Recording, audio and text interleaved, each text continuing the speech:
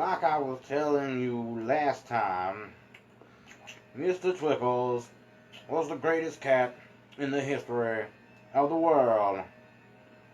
And he was mine, Mr. Twickles. Mr. Twickles. Shut your mouth. Told you it's gonna make it. Number one. Dead Danny. I have a bone to pick with you. Oh my. So last night I was trying to follow along to Spooky Bottom's makeup tutorial that they have been so gracious to provide for their viewers. Oh, yes.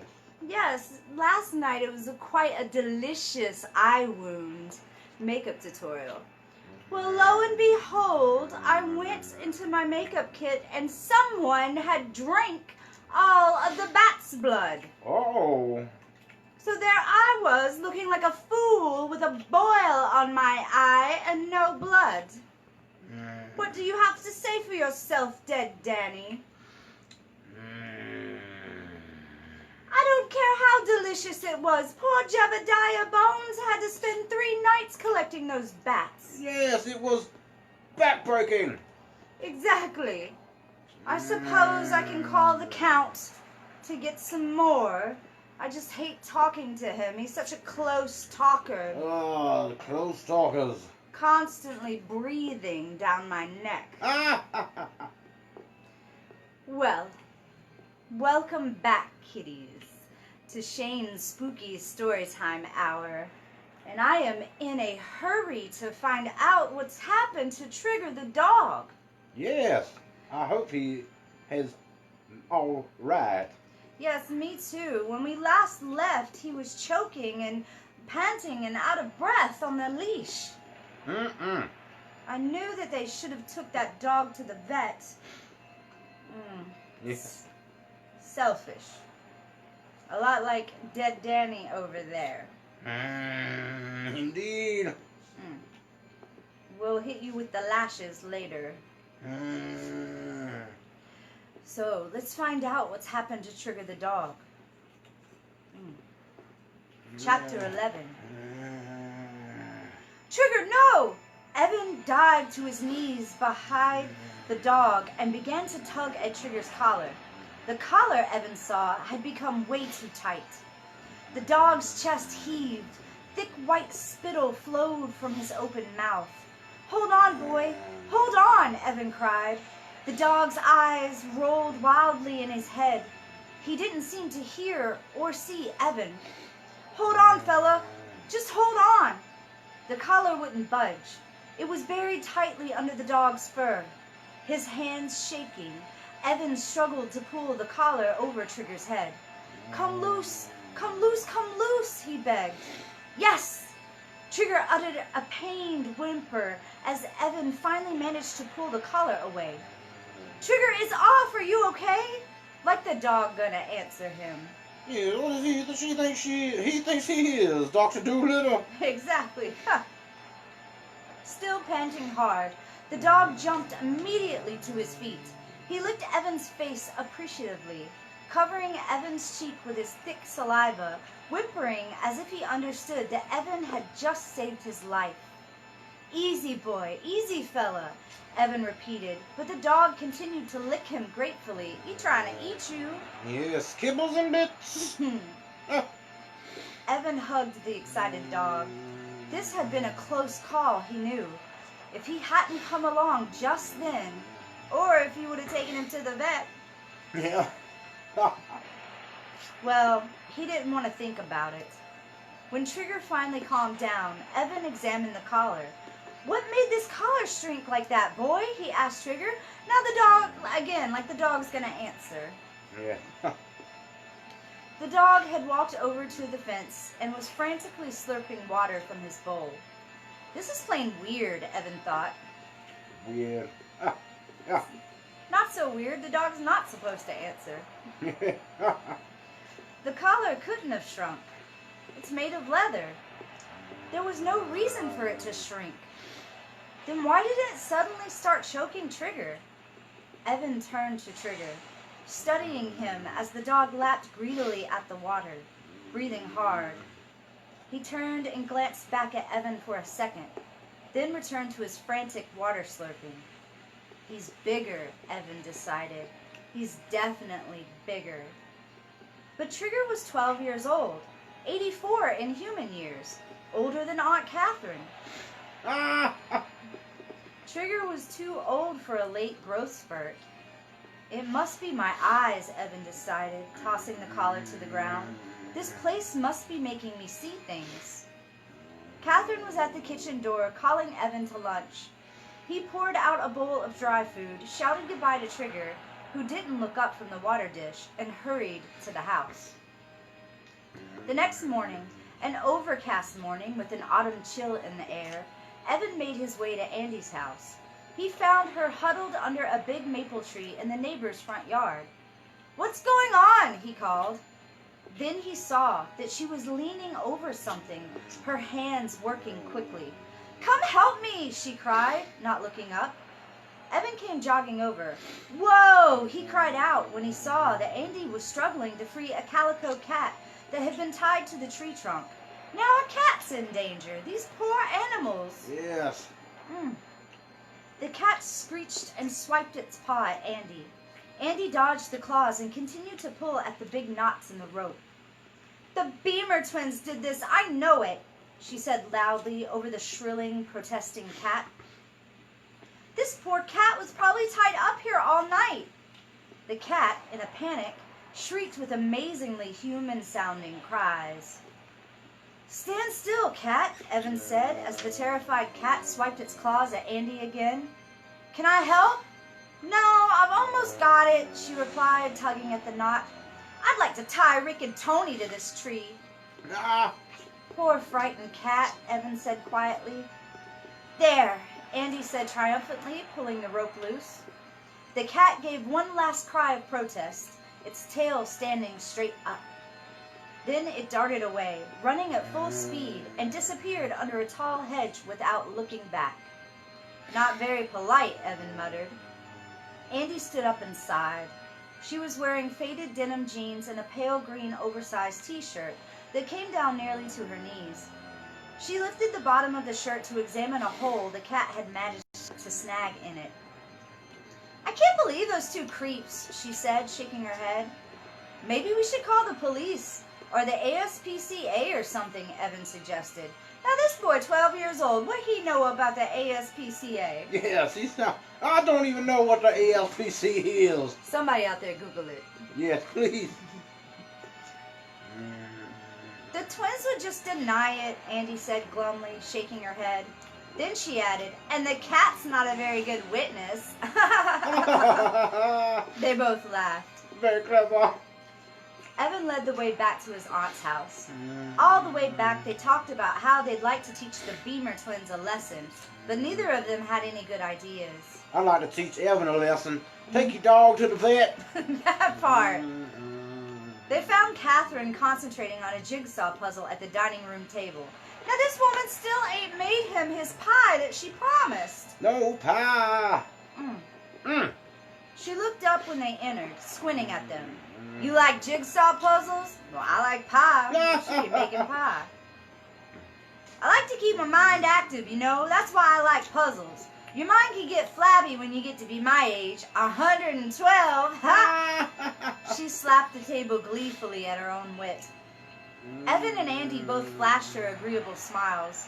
Then she returned to her puzzle without waiting for a reply. "She's gonna drive me bananas," Evan exclaimed. "Evan, shh, she'll hear you," Andy protested, cupping a hand over his mouth. "I told you, she's completely deaf. She can't hear me.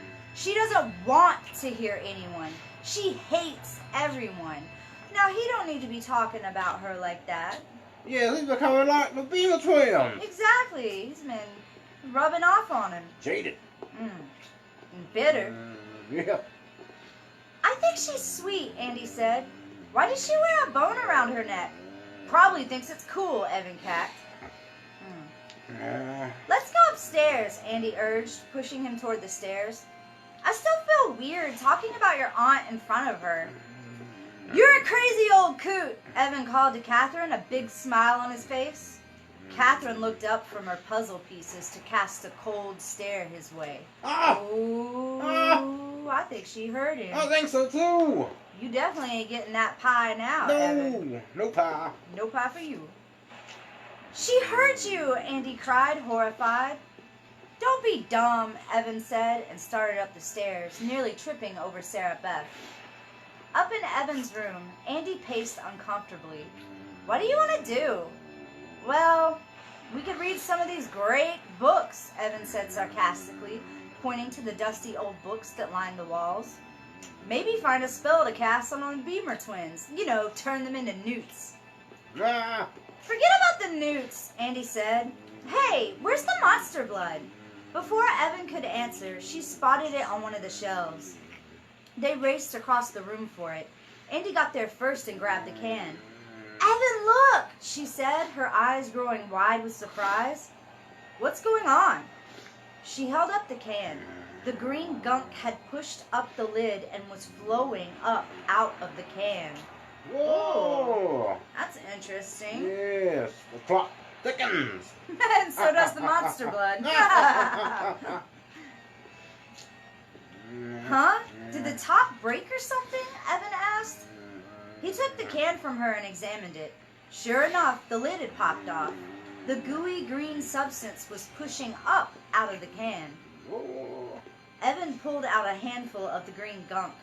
Weird, he exclaimed. It's expanding, he said, squeezing it in his hand. It's definitely growing. I guess so, Andy exclaimed. It grew right out of the can. Hey, it's not cold anymore, Evan said. He balled it up and tossed it to Andy. It's really warm, she agreed. Weird. She tried to toss it back to him, but it stuck to her palm. It's getting sticky, she reported. Are you sure this is the same stuff? Of course, Evan replied. But it wasn't sticky before, remember? She said. He pulled another warm hunk of it from the can. I guess it just changes after the can has been opened. He squeezed the stuff into a ball shape and tossed it to the floor. Look, it stuck to the floor. It didn't bounce. Weird, Andy repeated. Maybe I should throw it in the trash, Evan said, prying the sticky glop from the floor. I mean, what good is it if it doesn't bounce? Hey, no way, Andy said. We've got to see what it does next. A soft meowing sound made them both turn towards the door. Evan was surprised to see Sarah Beth standing there, her head cocked, her yellow eyes staring at him. Or was she staring at the glob of monster blood in his hand? Whoa! That cat looks so intelligent, Andy said. It's as stupid as every other cat, Evan muttered. Look, she wants to play ball with the monster blood. Sorry, cat, Andy said. It doesn't bounce. As if she understood, Sarah Beth meowed unhappily, turned and padded silently from the room. Now where am I going to keep this stuff? Evan asked. It's too big for its can. Here, how about this? Andy asked. She reached down to a low shelf and came up with an empty coffee can. Yeah, okay. Evan tossed his hunk into the coffee can. Andy squeezed hers into a flat pancake. Look, it isn't glowing the way it used to either, she said, holding the pancake up for Evan to see. But it sure is warm, almost hot. It's alive, Evan screamed playfully. Run for your life, it's alive! Andy laughed and began to chase Evan, menacing him with the flat green pancake. Come get your monster blood! Come and get it! He dodged away, then grabbed it from her hand. He squeezed it together, balling it up in one hand, then tossed it into the coffee can.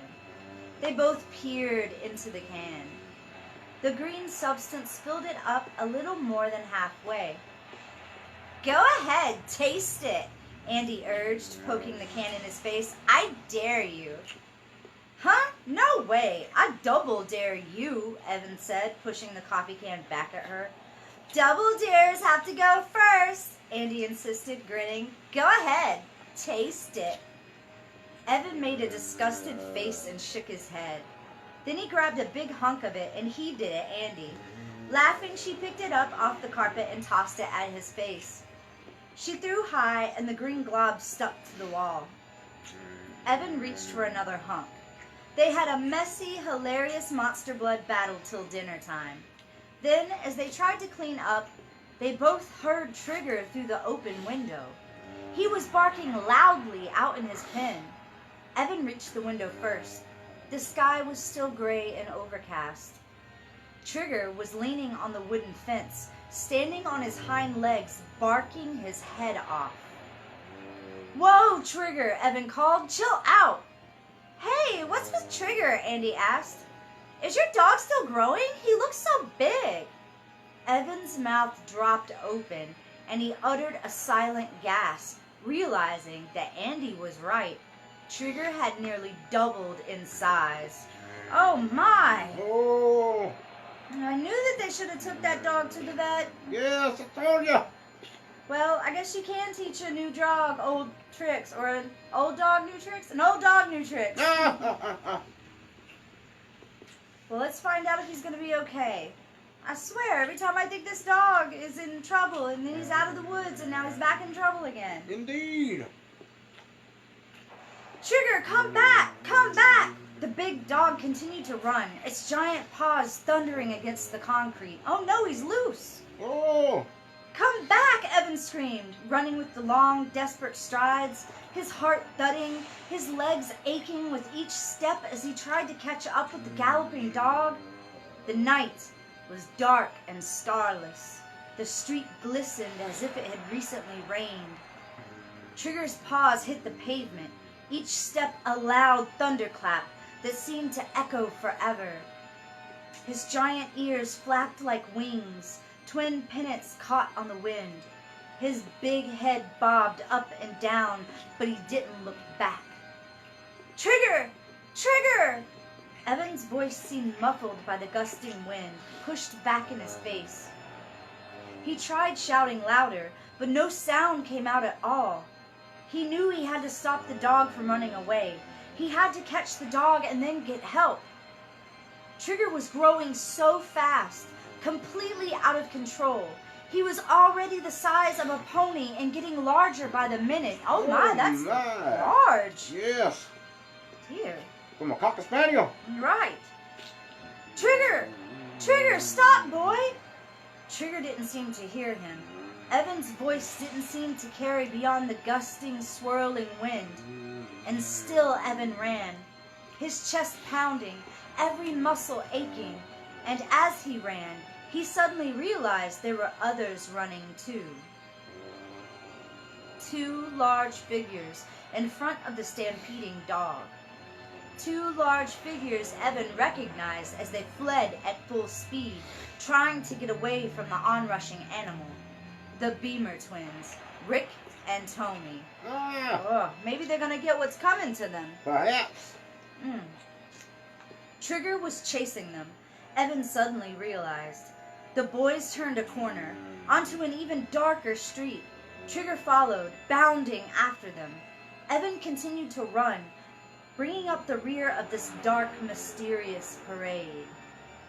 All was silent now, except for the steady, rhythmic thunder of Trigger's enormous padded paws, except for the clap, clap, clap of the Beamer twins' sneakers as they darted along the glistening pavement, except for the gasp of Evan's breathing as he struggled to keep up.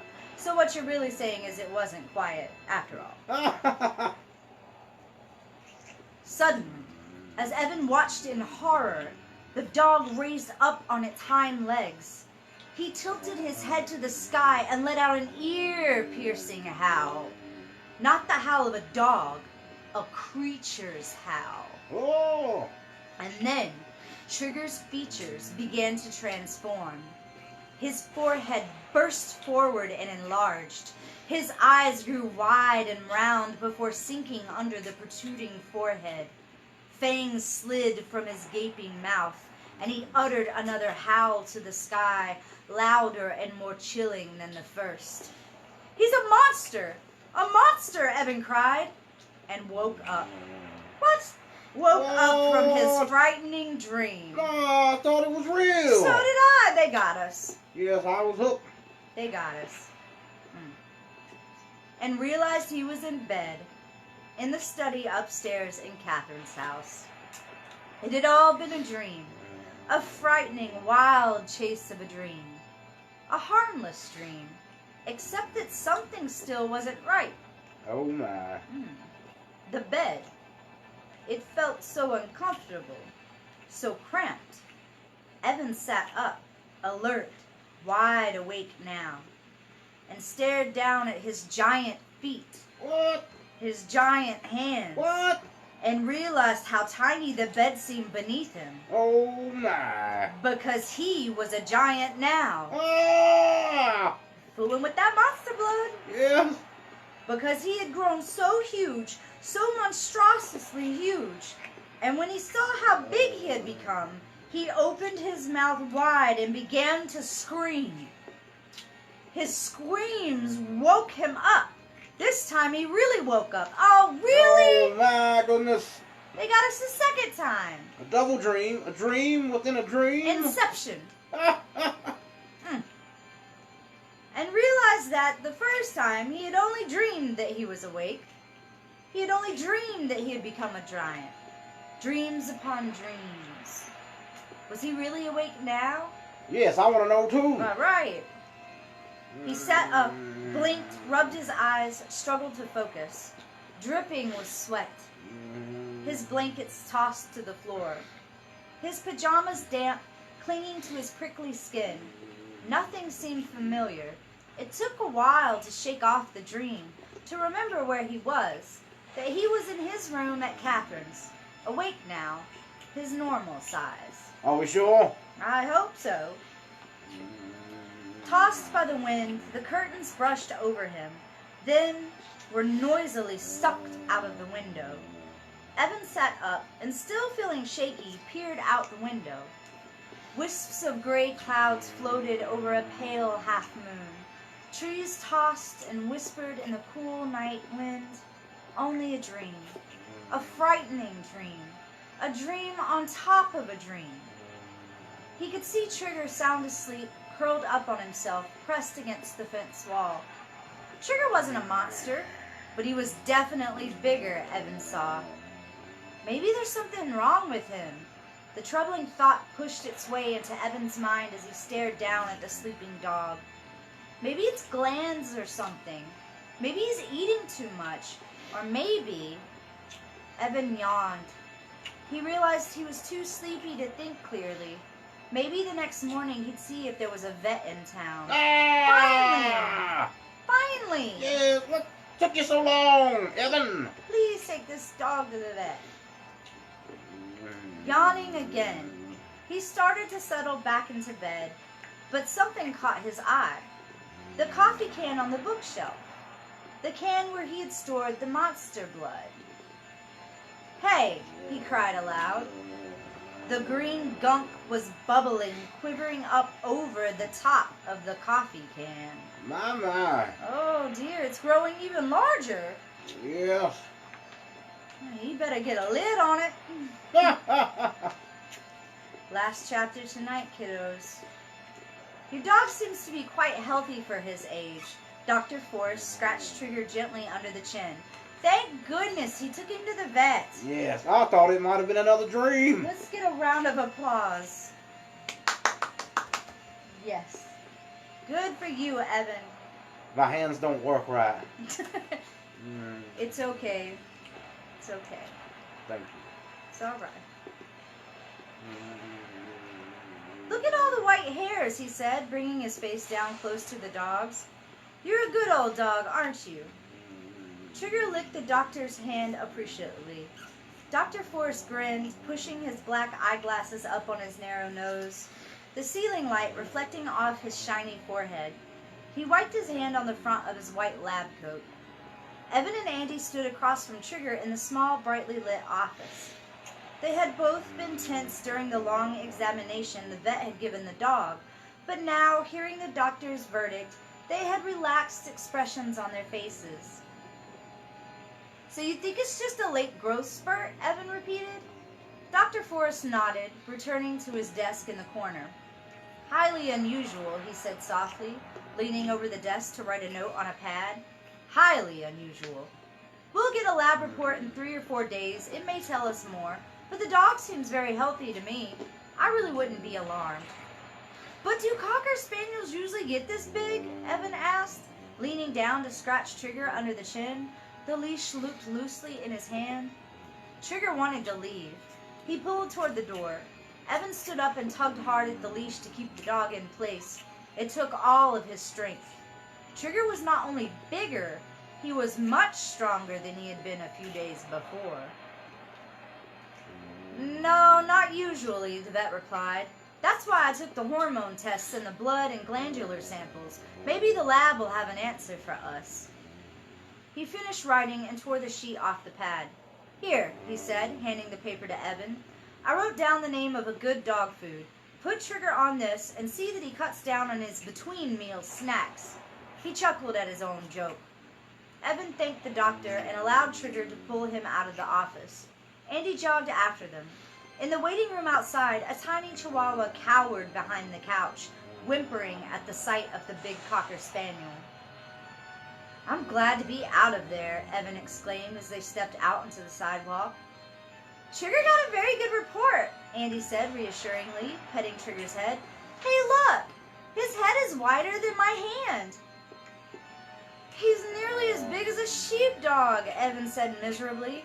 "And Dr. Forrest says he's perfectly okay." "Don't exaggerate," Andy scolded. She glanced at her watch. "Oh no, I don't believe it. Late for my piano lesson. Again! Mom will kill me." She waved goodbye, turned and ran full speed down the sidewalk, nearly colliding with an elderly couple coming slowly out of the small grocery store on the corner. She better watch where she's going. Yeah, those elderly couples need special attention. Yes. "Let's go, boy," Evan said, thinking about what Dr. Forrest had said, tugging the leash. He headed out of the small 3-block town. Despite the vet's assurances, Evan was still plenty worried about Trigger. He stopped outside the grocery. "Maybe an ice cream pop will help cheer me up." He tied... Sorry. Sorry. Do you want some ice cream, Jebediah? I haven't had an ice cream in quite some time. I'll see if I can make that happen for you. Yes, thank you. I don't know where you'll put it, though. I'll think of something. He tied Trigger's leash to the red fire hydrant across from the grocery store. "Stay," he instructed. Trigger, ignoring Evan, struggled to pull free.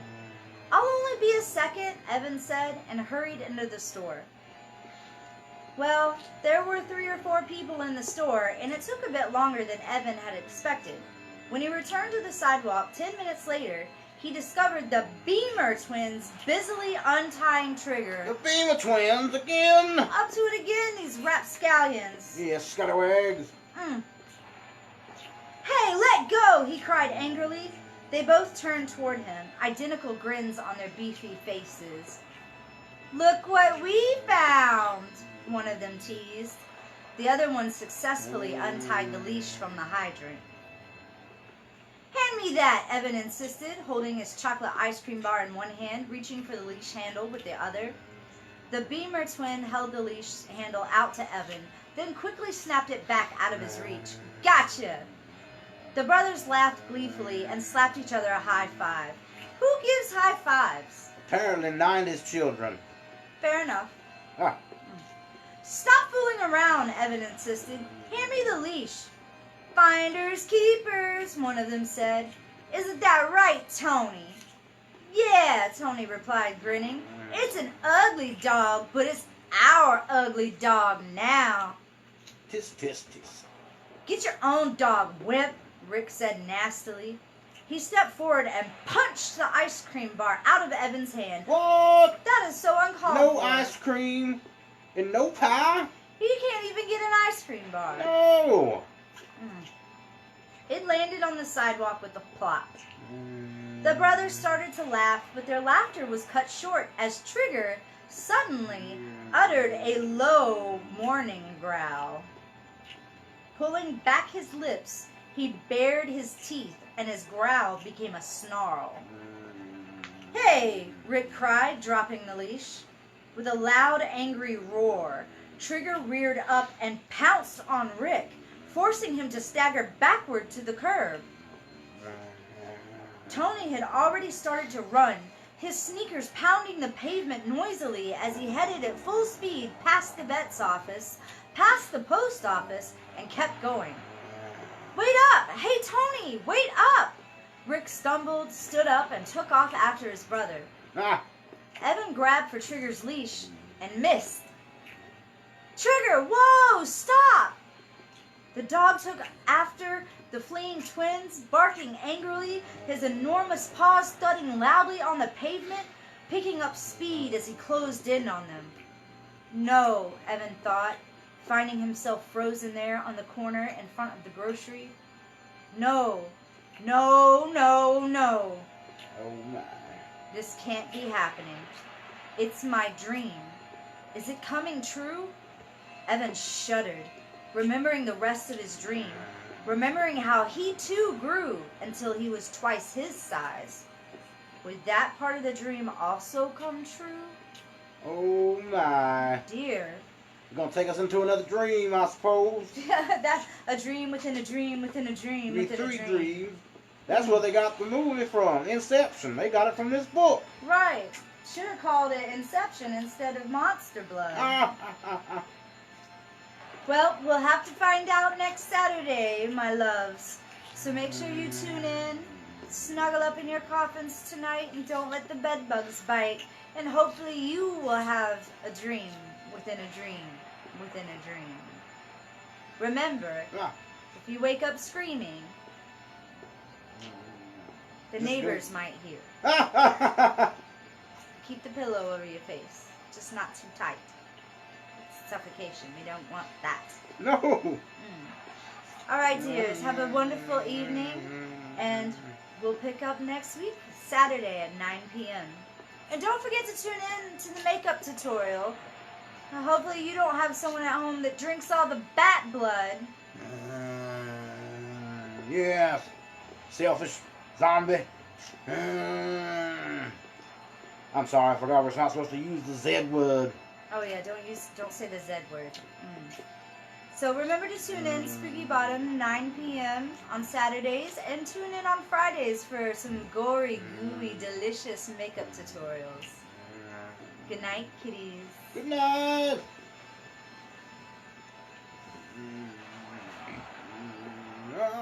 Like I was telling you earlier, don't tell her I drink the blood. Jebediah! Oh my! I thought she was gone. Just leave it.